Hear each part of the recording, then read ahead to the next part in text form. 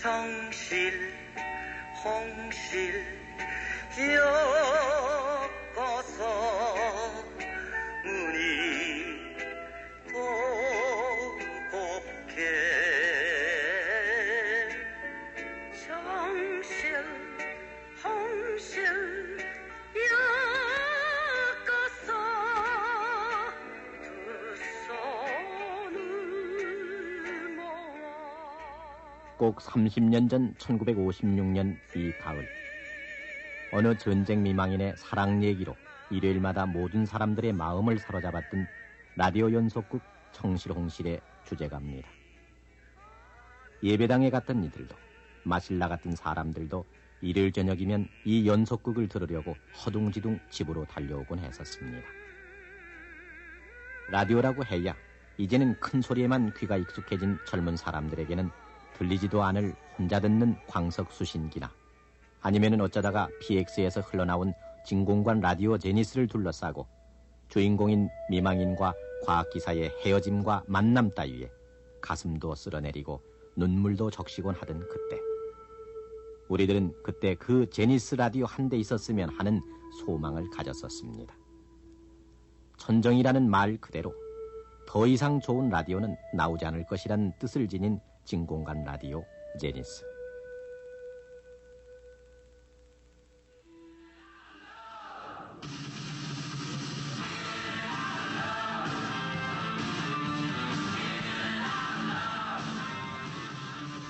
그런 소망 대신에 마이클 잭슨이니 신디 로퍼니 하는 우상을 들어앉힌 우리의 젊은이들, 오디오 컴포넌트와 워크맨이니 하는 것들에 하루 종일 매달려 사는 오늘의 저 아이들에게 광석 수신기와 제니스 라디오는 옛말 사전에 부존재 명사로만 남아있을 뿐, 더더욱 소리통 망가진다라고 라디오 근처엔 얼씬도 못하게 했던 그때의 사연은 박물관의 박제처럼 색바랜 노래가 돼가고 있습니다.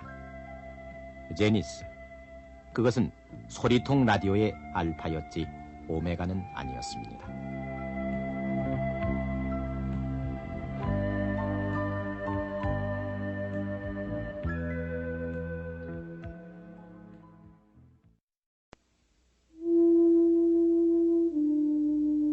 지붕 위로 솟은 장대 안테나, 1960년대까지 듬성듬성 우리네 초라한 스카이라인을 이루었던 이 장대 안테나나 거미줄 안테나는 마치 요즘 자동차 앞뒤에 요란스레 달고 다니는 안테나처럼 부의 표상이었습니다. 장대 안테나나 거미줄 안테나의 한 끝을 쫓아가 보면은 지금 보기에도 이상한 소리통이 있었습니다. 지금처럼 벽에 붙은 플러그 판넬이 아닌 백열 전등 소켓 좌우로 뚫린 연결판을 타고 내려와 전기 다리미 코드 같은 굵은 줄로 이어진 진공관 라디오가 바로 그 소리통이었습니다. 밖에서는 저 집에 라디오가 있구나 하고 부러움을 사던 라디오 있는 집안의 형편이었습니다.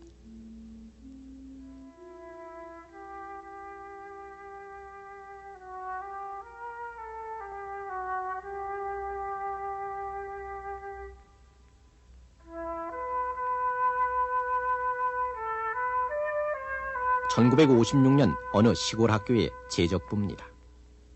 그때 가정환경조사서를 써가던 날이면은 아이들은 학교 가다 말고 논둑에 앉아 괜스레 잡풀만 끊어대곤 했었습니다. 써봐야 남의 집에 부쳐먹던 논몇마지기와 반몇되기가 고작인데, 어쩌다 가물에 콩나듯 라디오라고 써놓은 짝을 만나면은 아이의 절망은 금세 서름으로 변하곤 했습니다.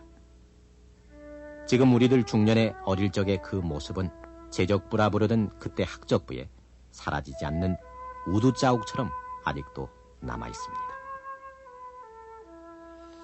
50년대에 제가 200세대 정도 그 가정 환경을 조사를 했는데 거의가 다 라디오를 보유하는 그런 가정은 뭐 찾아볼 수가 없었고, 그때는 어떻게 되냐면 한 동네에 라디오가 한 대씩이면 동네 아이들이 저녁에 가가지고서 전부 그 한 방에 모여가지고서 라디오를 듣는 그러한 정도였습니다.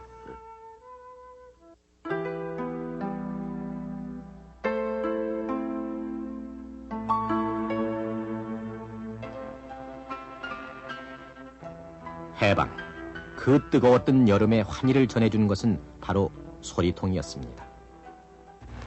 深く世界の体制と帝国の現状とに鑑み非常の措置をもって自局を 그러나 그 환희의 소리를 직접 들을 수 있었던 사람은 그닥 많지 않았습니다.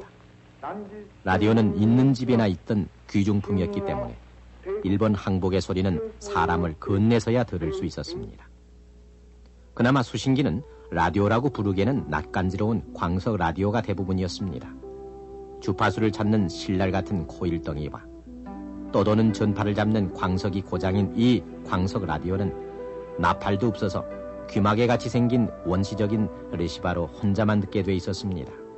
그걸 끼고 혼자서 흥얼거리고 혼자 웃고 혼자 울고 하는 모습이 60년대 보릿고개 시절까지 쉽게 볼 수 있었습니다. 광석식 수신기라고 그래가지고 이제 전지도 필요 없는 광석 한 개 가지고 레시바로 겨우 귀에 개미소리만큼 들어올 수 있는 이제 그런 수신기가 있었어요. 그런데 그때에 이제 그 혼자 듣는 광석식 수신기를 이제 듣는 사람들 가정의 얘기를 들어보면 서로 싸운다고 그래요. 왜냐하면 귀에 대는 레시바는 하나밖에 없는데 여자도 듣고 싶고 남자도 듣고 싶고 그래서 이제 뭐 한 레시바를 한 짝씩 놓아가지고 남자가 한 짝 듣고 여자가 한 짝 듣고 그래서 옆에서 누가 떠들면 못 듣고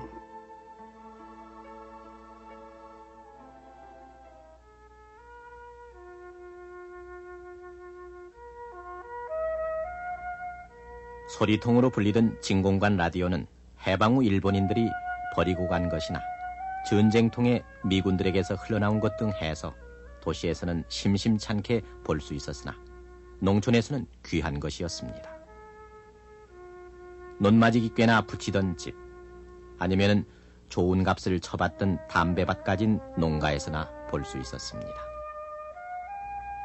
지금은 그렇게 믿을 사람은 아무도 없지만은 농촌 사람들 가운데는 그 조그만 상자 속에 소리를 내는 요술장이가 들어있다고 믿고 있는 사람들이 꽤 있었습니다.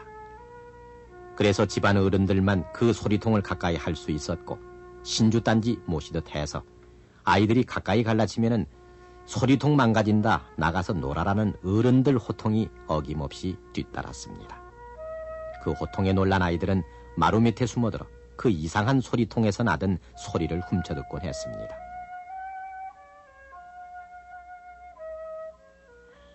그때 라디오 처음 30년 전인가 그때 언제인지 잘 기억도 잘 안 날 지인데 그 라디오 사왔다 그래서 가니까 할아버지가 아주 라디오를 벽장 속에 넣어놓고 들려주지도 않아요 아예. 그래가지고서 가만히 저기 그 할아버지 들을 때만 마루 밑에 가서 가만히 훔쳐듣고 그랬다고요.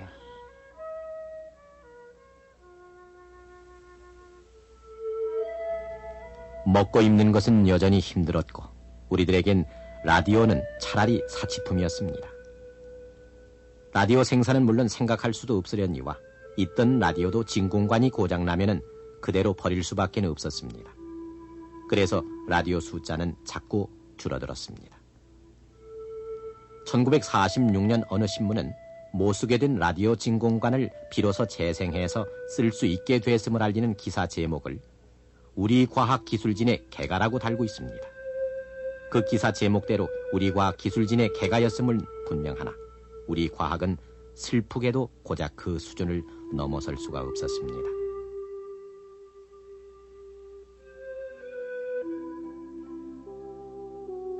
고장난 채 버려두었던 구장집 라디오를 서울 나들이길에 고쳐왔다는 소문이 나기가 무섭게 동네 사람들이 구장집으로 몰려듭니다.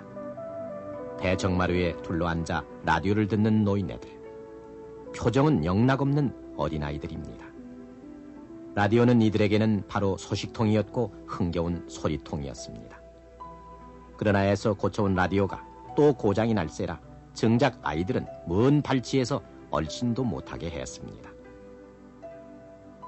그래갖고 이 양반이 욕심이 많아 일꾼 부림하려고 그래갖고서 라디오를 사왔는데 아이고 사다 놓고서는 집 식구들은 자태도 못 가게 해놓고 벽에다 탁 갖다 이래 아주 신주고해도 되는 게.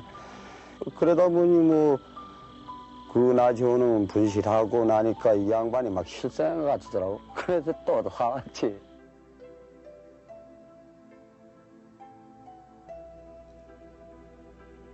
사람들이 소식과 소리의 갈증을 더해갈 무렵 우리 생활의 진공관 재생기술 같은 또 하나의 개가가 이루어집니다. 이른바 앰프촌의 등장입니다. 1958년 보리쌀 한 마리나 그 한 말 값인 그때 돈 400환만 내면은 유선 스피커를 통해 라디오 소리를 들을 수 있게 된 것입니다. 보릿고개가 우리를 부황들게 하던 때여서 앰프가 설치된 집은 한 동리에 몇 집 되지 않았지만은 방송 개시 시간에 맞춰 때이른 저녁을 끝낸 동리 사람들은 앰프가 있는 집을 찾아 마시를 나섰습니다. 이제 그 소리통은 전혀 이상한 것이 아니게 여겨지기 시작했습니다.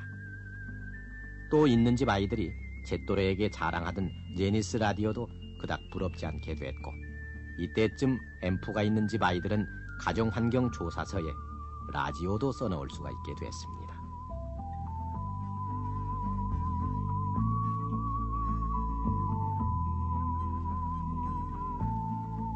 1959년 아무라든 50년대 끝이 보일 무렵 우리 과학기술진은 더할 나위 없는 커다란 개가를 또 이룩합니다. 국산 진공관 라디오가 처음으로 생산을 시작했고 뒤이어 60년에는 트랜지스터 라디오가 등장한 것입니다. 그때 어른아이 할 것 없이 좋아하던 라디오 퀴즈 프로그램의 최고 상품이 트랜지스터 라디오였습니다. 세상이 갑자기 밝아진 듯 트랜지스터 라디오에 크기가 그만한 배터리를 고무줄로 칭칭 묶어놓고 소리를 들으며 웃고 울고 또 농어촌의 라디오 보내기 운동도 수다스레히 벌여가며 라디오는 우리들 생활에서 빼놓을 수 없는 총화로 모습을 뽐내기 시작했습니다. 그때가 1960년대 초, 불과 20여 년 전의 일입니다.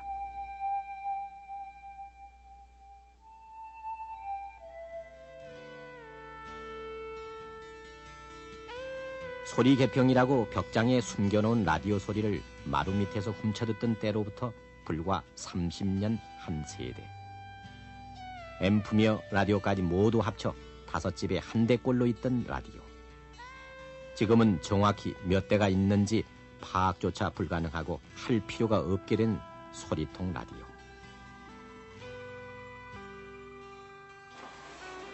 그때 개평 소리를 듣고 가난하게 자라난 오늘의 중년과 장년들이 이루어낸 부의 축적으로 제니스 라디오를 만들어낸 미국에만 한 해 4억 5천만 달러어치의 소리통을 수출하게 됐고 그 미국 땅에 공장까지 차려놓게 된 지금 우리 아이들의 학적부에는 이제 가정환경 조사 칸마저 없어졌습니다. 진공관 재생기술 개발을 우리 과학기술진의 개가라고 흥분했던 1946년. 그때로부터 40년. 이제 우리는 새끼 손톱 크기의 절반밖에 안 되는 칩 속에 60만 개의 트랜지스터가 집적된 256K D램이라는 반도체를 생산하는 최첨단 산업국가의 면모를 갖추게 됐습니다. 지금으로부터 27년 전인 1959년도에 순수한 우리 기술진에 의해서 국산 라디오 1호가 생산이 됐습니다. 이후 30년이 지난 현재 이르러서는 그 당시 그렇게 우리가 소중하게 아끼고 갖고 싶어 했던 라디오를 만들던 선진국에 오히려 우리가 좀 더 첨단 제품을 개발을 해서 상대적으로 많은 양을 역으로 수출을 하고 있습니다. 이런 분야에 종사하는 사람으로서 그때를 생각하면은 감개가 무량하고 격세지감이 없지 않아 있습니다.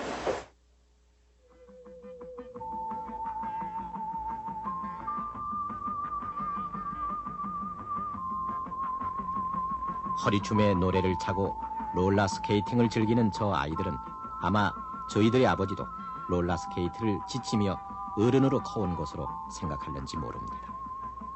현란한 몸짓과 탄성에 젖어있는 저 아이들은 또 저희들의 엄마들도 오디오 컴포넌트의 율동 속에서 성장했을 거라고 생각할지 모릅니다. 우리들의 이 풍요의 오늘이 이제는 박물관의 박제처럼 앙상하게 남아있는 광석 라디오나 진공관 라디오 같은 이상한 소리통의 골동품 같은 얘기로부터 시작되었음을 알 수 있는 아이들은 쉬 찾을 수가 없습니다. 우리가 해보는 이 부족함 없는 해바라기는 어디서부터 시작됐는지, 거리를 휩쓸듯 이상한 걸음으로 뛰어가는 아이들을 보는 우리들 손이 절로 사라지지 않는 어깨 위 우두자욱으로 옮겨지는 밤입니다.